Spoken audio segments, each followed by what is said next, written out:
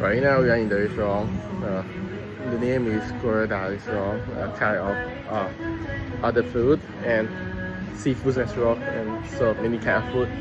And the wife and the restaurant is quite good. Nearby the canal. Actually, this is not canal, but it's a pool.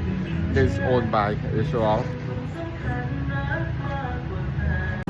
อันนี้คือแกงส้มชะครามกุ้งคือแบบชะครามเยอะแล้วคือแบบกุ้งตัวใหญ่มากแล้วคือแบบได้เยอะด้วยข้าวเปล่าไข่เจียวคนสวยจะกินแล้วไข่เจียวปูฮะอัตตาเลย ดูเนื้อปูนะครับผมยังใหญ่อันนี้เนื้อปูทั้งกล้ามเลยปังมากอันนี้ก็จะเป็นผัดชานะครับผมผัดชาอะไรนะหอยเชลล์ผัดชาหอยเชลล์ไหนแบบบึ้มมาก